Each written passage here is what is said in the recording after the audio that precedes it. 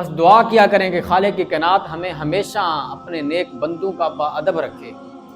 جب ان نیک بندوں کی بے ادبی دل میں اترتی ہے تو سب کچھ رائے گاں ہو جاتا ہے، کچھ باقی نہیں رہتا۔ آپ اپنے وقت کے جتنے بڑے عالم بن جائیں، اپنے وقت کے جتنے بڑے شیخ بن جائیں، اگر اللہ تعالیٰ کے ان مقدس بندوں کی ذرا بھر بھی آپ کے دل میں بے ادبی آئی تو یقیناً سب کچھ ضائع ہو جائے گا۔ اور یہ تو ظاہر سی بات ہے، آپ مثال لے لیجئے، بلم بن باورا حضرت موسیٰ علیہ السلام کے زمانے کا ایک مستجاب الدعویٰ شخص تھا، جو کہ دعا کرتا اللہ تعالیٰ اس کو فوراً قبول کر لیتا تھا۔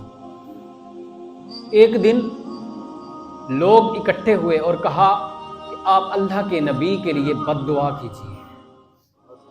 لوگوں نے اصرار کیا، پہلے دعا کرتا تھا تو رد نہیں ہوتی تھی، جب اس نے اللہ کے نبی کے بارے میں برا بھلا کہا اور اپنے ہاتھوں کو اٹھایا، اللہ اکبر، خالق کے کائنات نے قرآن کریم میں پھر اس کا ذکر فرمایا اس کا منہ پھر کتے کی طرح ہو گیا۔ جب اس نے اپنے ہاتھوں کو اللہ کے نبی کے لیے بد دعا کرنے کے لیے اٹھایا تو خالق کی کائنات نے اس کے چہرے کو ہی بدل دیا، اس کا چہرہ پھر انسانوں کی طرح نہیں کتے کی طرح ہو گیا۔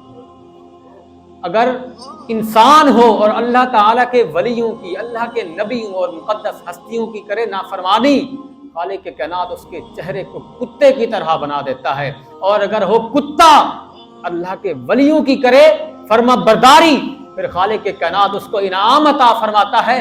فرمایا بروز قیامت اصحاب کہف کے ساتھ رہنے والا یہ قطمیر، یہ کتا، جیسے یہ اللہ کے بندے جنت کے اندر جائیں گے ویسے یہ کتا بھی ان کے ساتھ جنت کے اندر جائے گا۔ وجہ کیا بنی؟ اس کتے نے کیا اللہ کے نیک بندوں کا ادب، اور اس بندے نے کیا اللہ کے نیک بندوں کی بے ادبی۔ تو جتنا ہو سکے اللہ تعالیٰ کے نیک بندوں کی بارگاہ میں حاضری دیتے رہا کریں، میاں اور کہیں نہیں تو داتا حضور تو ہمارے بالکل ساتھ ہی ہیں۔ کم از کم جمعرات کے دن تو آپ داتا حضور رحمۃ اللہ علیہ حاضری دے کر کے دیکھیں، آپ کے بگڑیاں نہ بن جائیں تو پھر ہمیں کہیے، آپ کی ہر بگڑی بن جائے گی۔ دعا ہے کہ خالق کائنات مالک لم یزل عمل کی توفیق عطا فرمائے، ہمارے یا